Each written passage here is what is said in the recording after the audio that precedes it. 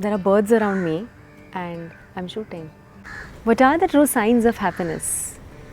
If you thought Ayurvedic scriptures just dealt with physical ailments on a physical level, you're only partially aware of how accurate our scriptures are in highlighting and pinpointing the root causes of sorrow.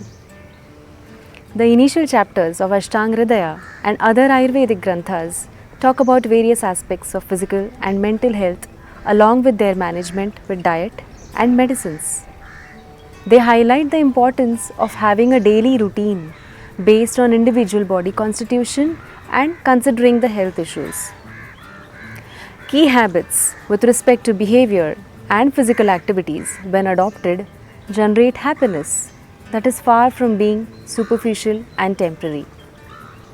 To give you an idea, some of the problem areas in today's lifestyle regime could be no indulgence in physical exercise, at the same time overindulgence in physical exercise. Both are equally problematic.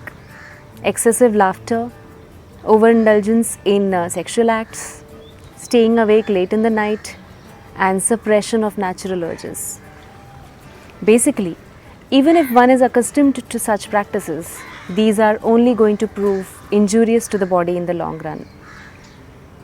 If you truly wish to generate happiness in your life, you need to cultivate wholesome habits.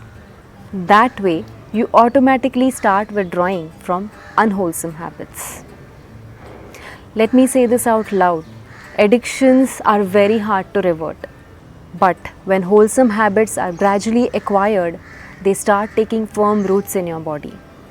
So to summarize it all, the life of a man is happy when he is not afflicted with either physical or mental diseases, and when he is endowed with youth, strength, vitality, reputation, frankness, and possesses multifarious and delightful amenities coming from the good life that he lives. When his efforts are fruitful and when he can plan his life the way he likes, that is happiness. Anything that's contrary to this is unhappy. Ayurveda has wonderfully emphasized the importance of Sadvritta, that is, to practically observe good morals as they give man physical, moral, social, spiritual, social health. So if you think deeply, there is no one path towards happiness. Medical science can lay general rules for the average man to follow, but the practical observance is a responsibility of the individual. Same way that a government can provide a house for you, they can never make a home for you. Well, I'm elated to share with you that I'll be starting with the happiness series on my blog Samatvam. This series is going to be about articles which are going to talk about the rules of Sadvritta, the key points and secrets to true and prolonged happiness, and the essential factors needed for a good life. Maybe you already know what's needed to be truly happy.